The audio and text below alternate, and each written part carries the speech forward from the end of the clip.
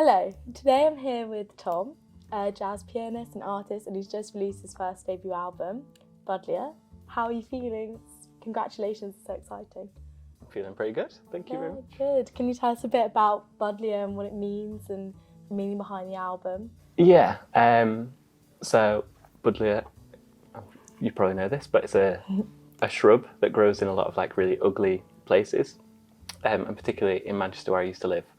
I'd go walking and under the like rotting like abandoned railway bridges and stuff, there's just loads of it everywhere. Oh, okay.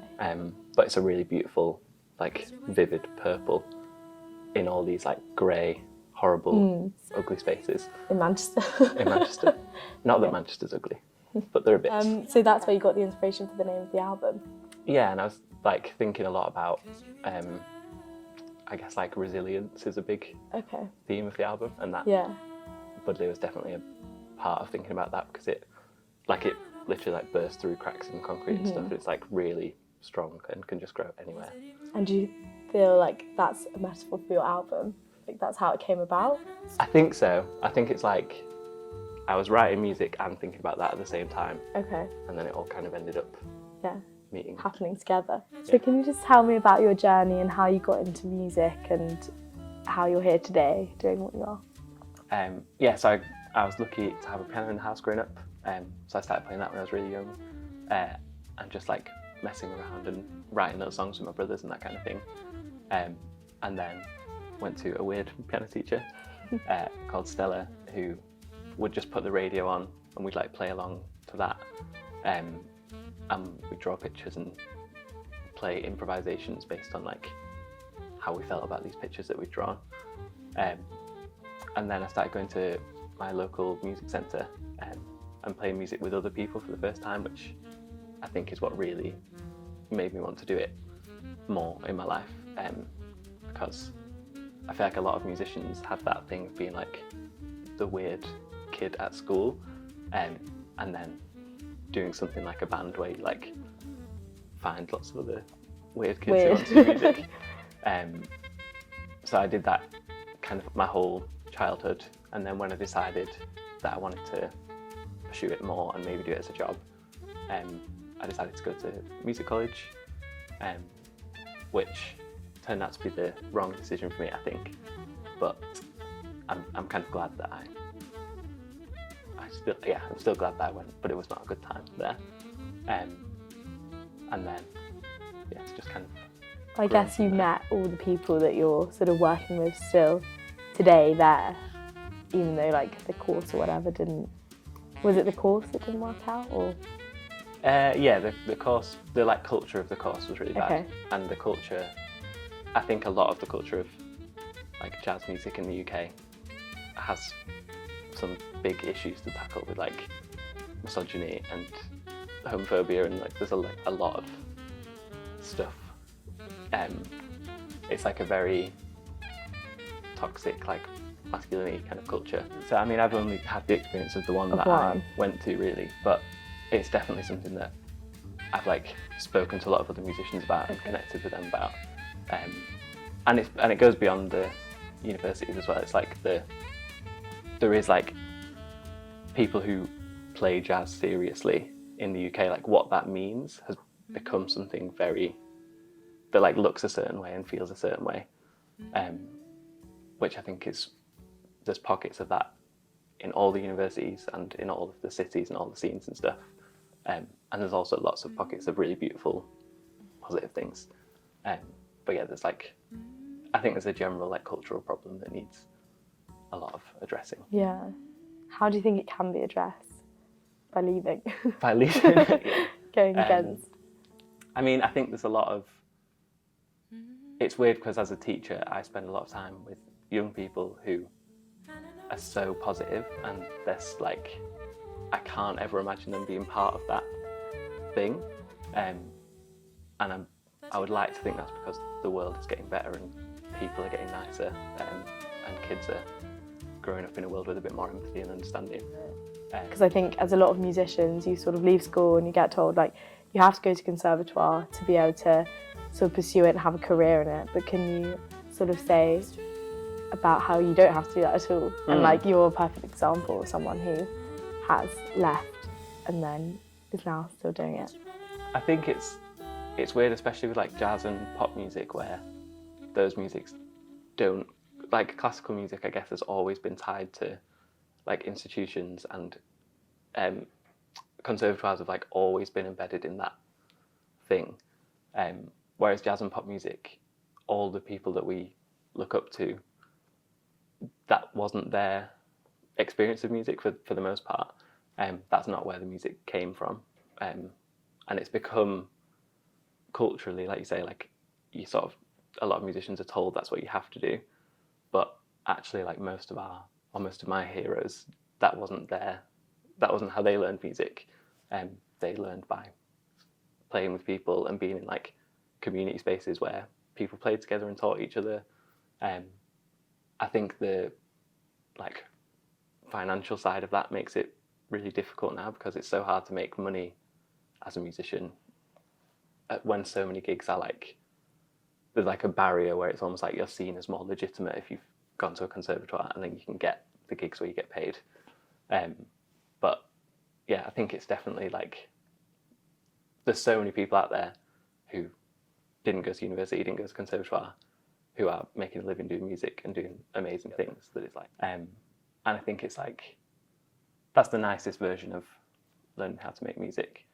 And I'm trying to be better at this, like my pool of students, introducing them to each other and to other people, and trying to like encourage them to join bands and make things happen.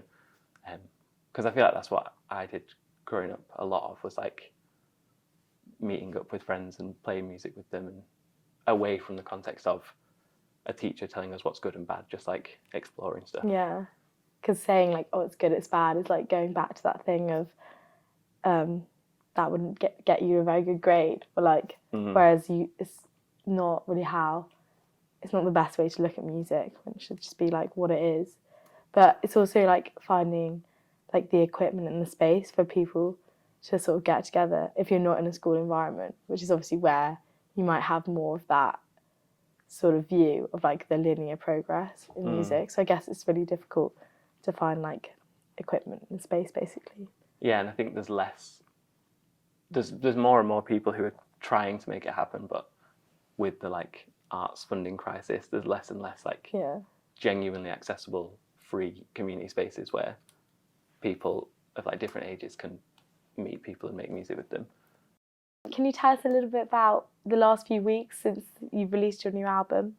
Yeah, it's been quite an intense few weeks. I feel like all the way in the build up to releasing it, I've like learned so much about how not to release an album, which has been great to learn and great to know for the future, but has meant the last few weeks have been a bit stressful, because I made lots of mistakes with all the digital distribution and all those kind of things. But since the album's come out, it's been amazing. It's like we had the launch gig, which was really beautiful and made it all feel very real. And then I've just spent the last 2 weeks like chatting with people about how they felt about the music, which has been really nice. And like all of that other admin-y stuff has kind of lost relevance. It all feels, it's all nice. Worth it now. Yeah. And nice to know like the people's reception to your album like straight away, by just like being able to chat after gigs and stuff. It must be so rewarding as someone who's like worked so hard for so long on like each song and everything. And you mentioned in your performance about the track Ivy and how it's the most like meaningful one to you. And like, can you just talk to me a bit about what it means, and like you said how you found it hard to find like necessarily the right people to play it with, and how exactly you wanted it to be done? Yeah.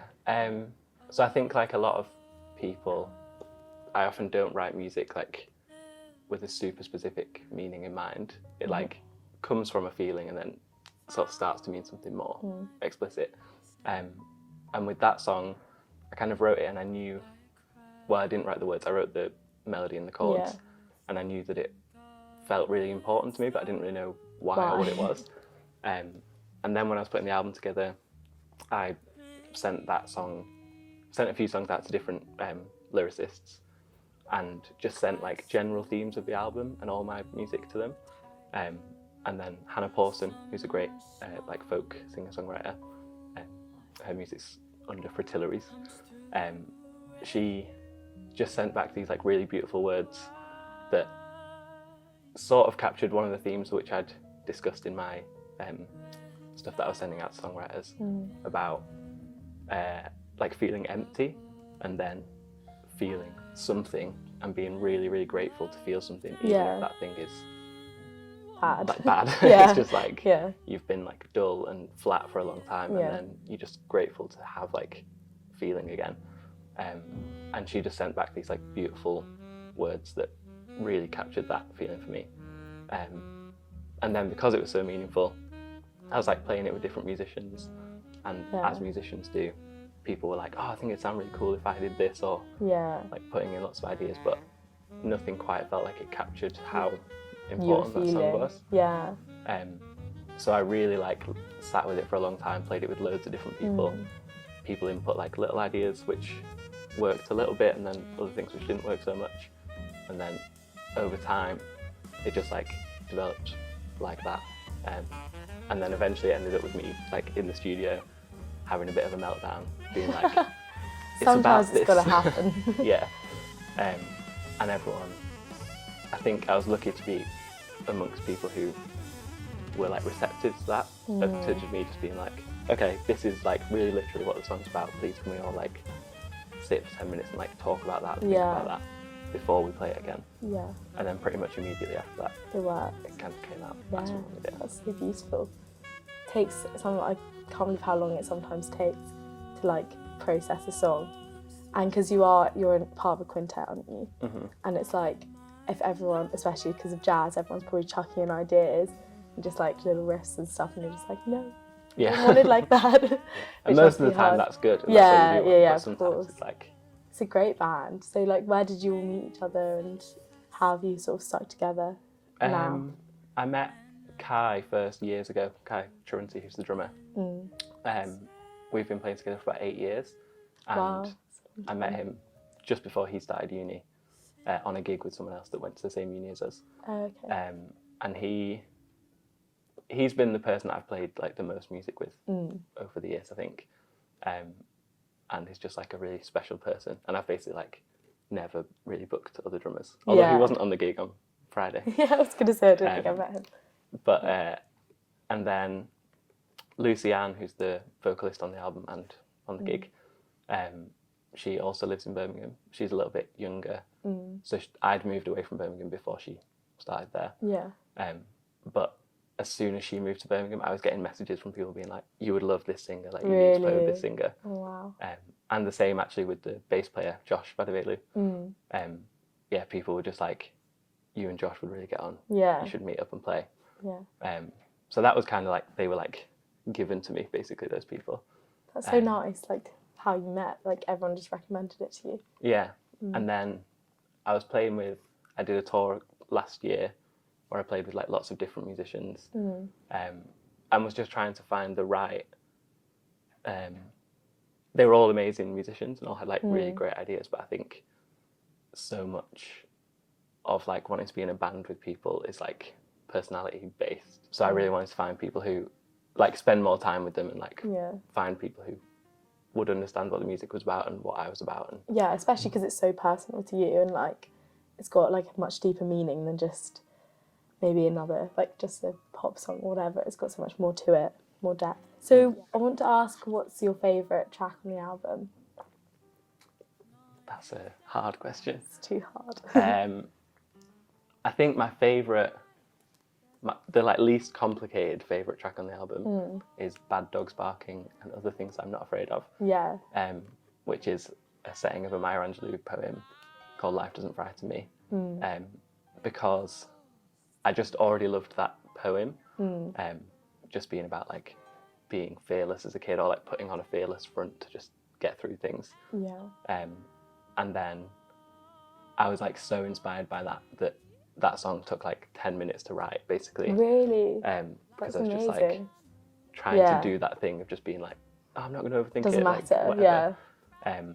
So I really enjoyed writing it, and then it was kind of the same when we recorded it. I played it like, I think what's on the album is either the first or the second take where everyone was like seeing the music for the first time. Yeah, just going for it. And it was like just great, basically. That's like so fun and exciting. I bet you wish every like sort of track could have been more spontaneous like that. Yeah. Well, I guess not in like some cases like Ivy, but that's really cool. So obviously it's November, and on the topic of November and mental health, I wanted to just ask you a bit like about your mental health and the role that it plays with music, or the role music plays with your mental health, and sort of how it inspired you to write the album and just what it means to you, really. I think when I was writing all the music, there was a lot. It wasn't so much I was like thinking about writing about mental health in a literal way. It was more, I was like channeling lots of experiences into music, and then as the album sort of emerged, it was like, okay, this is a pretty common theme. So then when I was talking to lyricists, I kind of talked about that a bit more. I think music's always been quite important for my mental health, like, but not because I think like music is great, but like not because I think music itself is. I'm not saying like everyone should just go and listen to more music and that will solve everyone's mental health problems, but like I think it's something that I've always found a good way to connect with people and a good outlet. And obviously talking about like November and men's mental health and stuff, like I think boys grow up being socialised to like not express things and not feel things, and music was always like one of the few acceptable outlets where it's like, oh, it's okay to talk about this stuff if you're talking about how much you love like a really depressing song, but you can't talk about it just like with your friends sort of thing. So I think that all of that stuff like inevitably came out in the album, and I think I was like, at the time of writing a lot of music, I was like in a particularly anxious period of life, so it's sort of inevitable that became what a lot of music was about. Do you feel like it helped you a lot to sort of, I don't know, feel like you can vocalise maybe more how you're feeling? I think so. I mean, I'd like to think I'm okay at vocalising it outside of the music, but I have had this a bit with like talking about the album and people asking a bit more specifically like how it's about mental health, and I think probably a lot of songwriters and musicians and stuff feel the same, where it's like, if I could express it really simply and clearly, I wouldn't have bothered writing all the music. It's like quite a nice outlet and a natural place to put it without having to be too explicit. Especially writing instrumentally rather than writing with words straight away. So what else do you do to look after your mental health? I think again it's like less about the specific things, more about like what it means to you.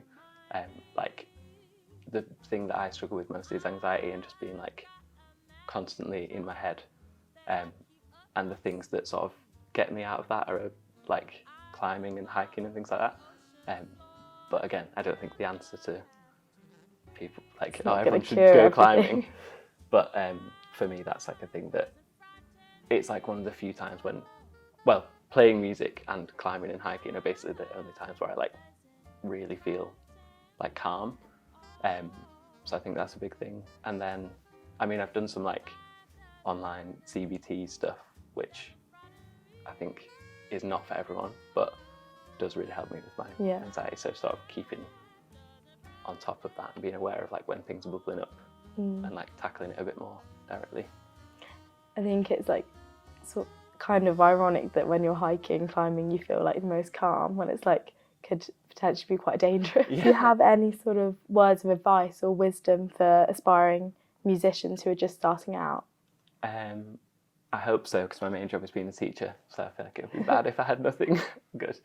I think I always like I said, my like first piano teacher was very unconventional, and I was very lucky to be always encouraged through just like loving and enjoying music. I never had pressure to like learn in a specific way or learn a specific type of music or go through like grade exams or anything like that. It was all very, you enjoy this thing, just keep doing this thing.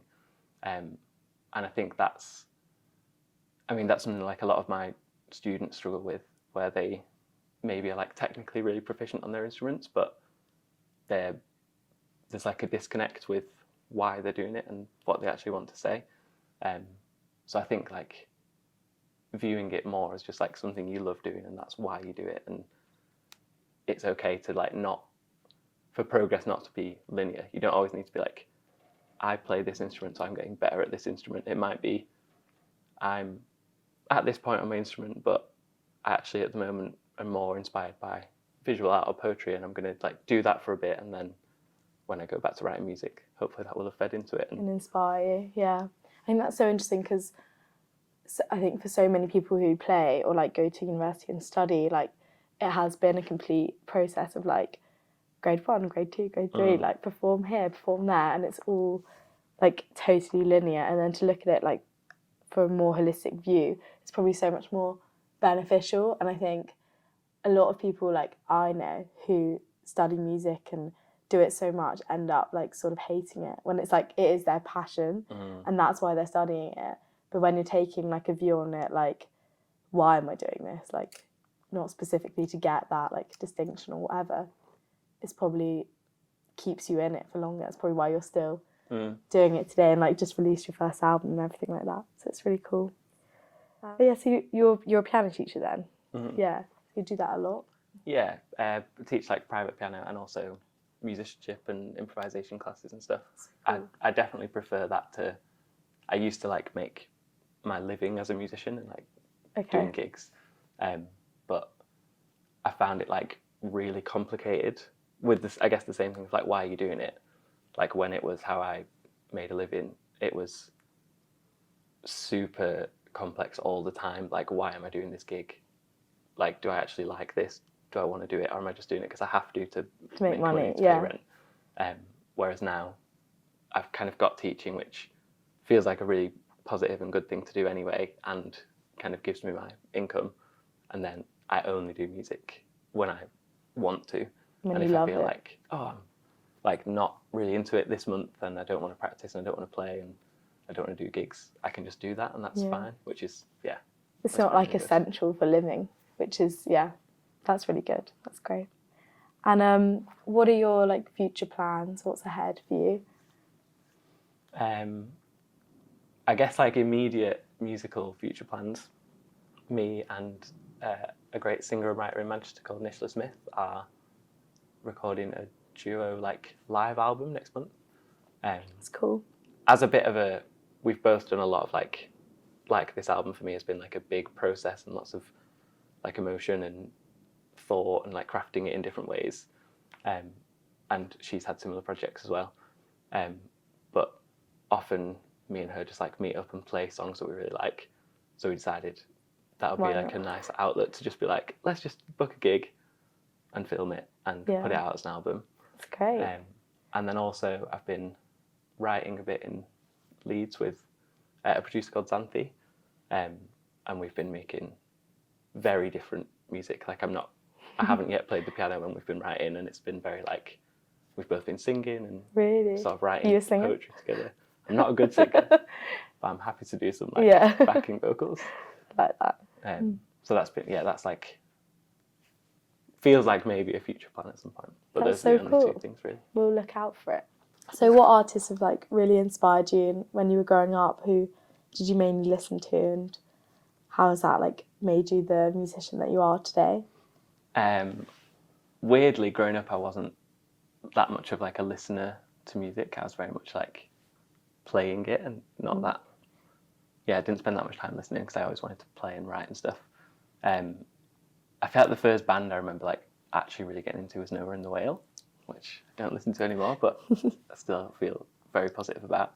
And then sort of as I got more into things, I think like my early influences when I started getting into jazz were people like Herbie Hancock, the like Headhunters stuff. And then now, I guess like Cecile McLaurin-Salvant is my hero. She's the best person in the world. And Nina Simone is like a huge one. I do love her singing, but like her piano playing is just like unbelievable, and everything that she put out was just so like loaded with emotion. Like piano wise, I think like Sullivan Faulkner as well. He's like an amazing, and he plays with Cecile McLaurin-Salmon, who's my hero. And I think I do take a lot of inspiration from friends and peers. Like I listen to a lot of music and love the music that I listen to, but like going to like local gigs and seeing people and hearing the songs that they're writing is definitely what in the moment is what inspires me most. I think just being like, wow, this person's put on this gig and like really expressed a lot, and I want to do the same thing. Okay, so what's your like dream gig and dream venue to play at? This weirdly, my dream gig I think was the album launch gig, because At book club. It was at Heart in Headingley. Oh, okay. But it's like less about the venue or anything like that, and it was like, I think the album for me has been so, like all the musical work I usually do is collaborative with other people, and the album is super collaborative, but it did feel like I was like driving everything, and the amount of people that over the years I've played with or like helped with their music, who all like came to that gig and basically were just like, tonight is about celebrating like this thing that you've made.